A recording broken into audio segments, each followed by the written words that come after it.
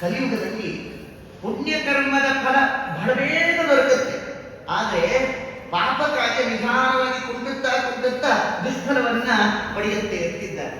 ಅದಕ್ಕೆ ನೋಡಿ, ಅಯ್ಯೋ ಮಾಡೋ ಏಕಾದಶಿ ಚಾತುರ್ಮಾಸ್ಯ ಮಾಡ್ತಾನೇ ಇದ್ದೀವಿ, ನಾವು ನೋಡಿ ಹೀಗೇ ಇದ್ದೀವಿ. ಇವರು ನೋಡಿ ಎಲ್ಲರೂ ಮಾಡ್ತಾ ಇಲ್ಲ, ಆದ್ರೂ ಕೂಡ ಆನಂದವಾಗಿದ್ದಾರೆ ಅಂತೀರಲ್ಲ, ಅದಕ್ಕೆ ಉತ್ತರ ನಾ ದೇವದೋಷಣ ವೃಥ. ದೇವಬ್ರಾಹ್ಮಣರನ್ನ ಪ್ರೀತಿಪಡಿಸಿದಂತಹ ಕಾರ್ಯವೆಂದೂ ನಿರರ್ಥಕವಾಗುವುದಿಲ್ಲ, ಅದು ಸಾರ್ಥಕವೇ. ಪುಣ್ಯ ಫಲ ಕಲಿಯುವುದರಲ್ಲಿ ಬಹಳ ಬೇಗ ಪಡಿತೇವೆ, ಪಾಪಕರ್ಮದ ಫಲ ಸ್ವಲ್ಪ ತಡವಾಗಿ. ಅದಕ್ಕೋಸ್ಕರವಾಗಿ ಪಾಪಿಷ್ಠರು ಅಷ್ಟು ವಿಧವಾಗಿ ಪಾಪ ಸಂಚಯ ಮಾಡಿಕೊಂಡರು ಕೂಡ ಅವರಿಗೆ ತಕ್ಷಣ ಶ್ರೇಯ ಇಲ್ಲ ಅಂತ ಅದರ ಅಭಿಪ್ರಾಯ. ಅದಕ್ಕೋಸ್ಕರ ಈ ಗುಣವನ್ನ ಸ್ವೀಕರಿಸಿದಂತಹ ಪರೀಕ್ಷೆ ಮಹಾರಾಜ ಕಲಿಯನ್ನ ನಿಗ್ರಹಿಸಿದ ಅಷ್ಟೇ ಹೊರತು ಅವರನ್ನ ಕೊಲ್ಲಿಲ್ಲ. ಯಾಕೆ ಕೊಲ್ಲಿಲ್ಲ ಅನ್ನೋದು ಕಾರಣ ಕೊಡ್ತಾ ಇದ್ದಾರೆ ನೋಡಿ. ಭಾಗವತದಲ್ಲಿ ಒಮ್ಮೊಮ್ಮೆ ನಾವು ಅದನ್ನ ಮತ್ತಷ್ಟು ದೀರ್ಘವಾಗಿ ಚಿಂತನೆ ಮಾಡಿದಷ್ಟು ಅಭೂತಪೂರ್ವವಾದಂತಹ ವಿನೂತನ ಅರ್ಥಗಳು ಅದರಿಂದ ಪ್ರತಿಫಲಿತವಾಗುತ್ತೆ ಅನ್ನೋದಕ್ಕೆ ಇದು ಕಾರಣ. ಹೀಗೆ ಕಲಿ ದುರ್ಬಲರಲ್ಲಿ ಮಾತ್ರ ತನ್ನ ಶೌರ್ಯವನ್ನು ಪ್ರದರ್ಶಿಸ್ತಾನಂತೆ.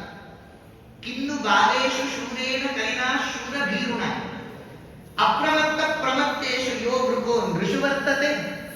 ಎಂಥ ಮಾತು ಹೇಳ್ತಾರೆ ನೋಡಿ. ಮೃಗಃ ನೃಷುವರ್ತತೆ.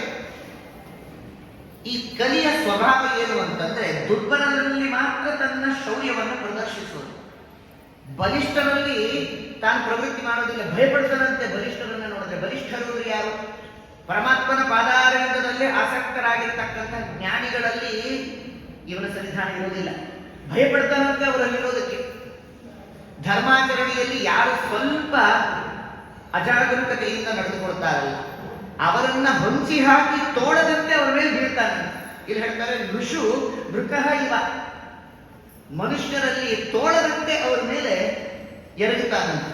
ಇಂಥ ಹೇಡಿಯಾಗಿರ್ತಕ್ಕಂಥ ಇವನ ಮೇಲೆ ನನ್ನ ಪರಾಕ್ರಮ ಏನು ತೋರಿಸೋದು ಅಂತ ಕಲಿಯನ್ನ ನಿಗ್ರಹ ಮಾಡುವಂತೆ ಕೊಲ್ಲಿಲ್ಲ ಅಂತ. ಈ ರೀತಿಯಲ್ಲಿ ಶ್ರೀಮದ್ ಭಾಗವತ ಒಂದು ವಿಶಿಷ್ಟವಾದ ಅರ್ಥವನ್ನ ನಮಗೆ ತಿಳಿಸಿಕೊಡುತ್ತೆ.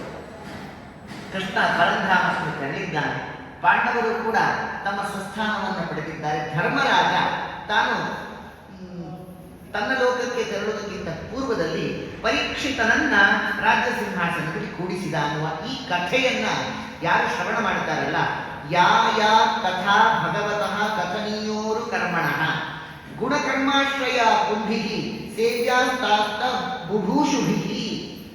ಪುಂಭಿಹಿ ಬುಭೂಷುಭಿಹಿ ಗುಣಕರ್ಮಾಶ್ರಯಾ ಸೇವ್ಯಾ ಅಂತ ಶ್ರೇಷ್ಠವಾಗಿರ್ತಕ್ಕಂತಹ ಭಗವಂತನ ಮಹಿಮೆಗಳನ್ನ, ಭಗವದ್ ಭಕ್ತರ ಮಹಿಮೆ ಅಂದ್ರೆ ಶ್ರೀಕೃಷ್ಣನ ಪರಂಧಾಮದ ಗಮನ, ಪಾಂಡವರ ಸ್ವಸ್ಥಾನದ ಗಮನದ ಈ ಕಥೆಯನ್ನು ಯಾರು ಕೇಳ್ತಾರೆ, ಪರೀಕ್ಷಿತ್ ಮಹಾರಾಜರ ಆ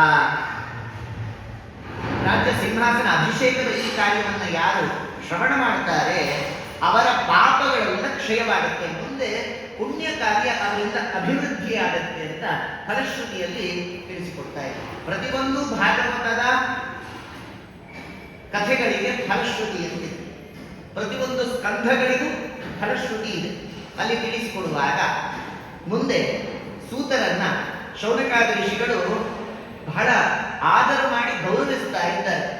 ಯಾಕೆ ಅಂದ್ರೆ ನಾವೆಲ್ಲರೂ ಒಂದಲ್ಲ ಒಂದು ದಿವಸ ಸಾಯುವವರೇ ಅಂತ ತಿಳಿದು ಯಾವಾಗ ಸಾಯ್ತೇವೆ ಅಂದ್ರೆ ಹುಟ್ಟುವಾಗಲೆಲ್ಲವೂ ಸಾಯಲೇಬೇಕು. ಈಗ ಪರೀಕ್ಷಿತನ ಕಥೆಯಲ್ಲೂ ಅದೇ ತಿಳಿದು ಬರ್ತಾ ಇದೆ.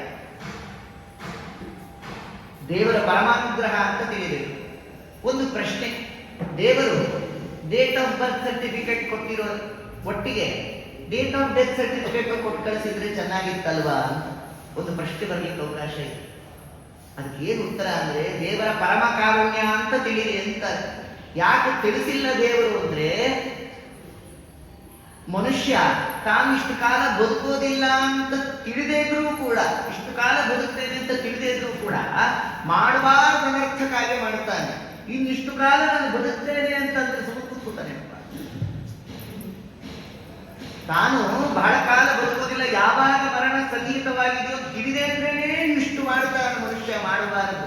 ಬಿದ್ದ ಕಾಳಿಗೆ ಕಾಳು ಕೂಡಿ ಹಾಕುವುದೆಲ್ಲ ಹಾರಿ ಹೋಗುವ ಹೊಟ್ಟು ಅಂದ್ರು ವಿಜಯದಾಸರು. ಅಲ್ಪಾವಕಾಶವು ಈ ಶರೀರವು ಗಾಳಿಗೊಡ್ಡಿದ ದೀಪ, ಅಲ್ಪ ಸಂತೋಷ ನಾವು ಅದು ನಿನಗೆ ನೋಡು ಹಾಲು ಸಕ್ಕರೆ ತುಪ್ಪ. ಬಲ್ಪಂಥ ಮಾಡದಿರು ಜನುಮ ಜನುಮಗಳು ಬಿಡದೆಲೋ ಸಂತಾಪ, ಸ್ವಲ್ಪ ಕಾಲಾದರೂ ಮಧ್ವ ಮತವ ಕೊಂದು ಭವವೇ ನಿಲ್ಲೇಪ. ನಂಬಿ ನೆಚ್ಚದಿರೆಲು ನರಲೋಕ ಸುಖವೆಂಬು ಅಂಬಲಿ ಪರಮಾನ, ಹಂಬಲಿಸುತ್ತಲಿರು ಹರಿಲೋಕಾನಂದವೆಂಬೋ ಪೀಯೂಷ ಪಾನ. ನಂಬಿ ನೆಚ್ಚದಿರೆನು ನರಲೋಕ ಸುಖವೆಂಬೋ ಅಂಬಲಿ ಪರಮಾನ. ದೇವರು ಪೀಯೂಷ ಮೋಕ್ಷದ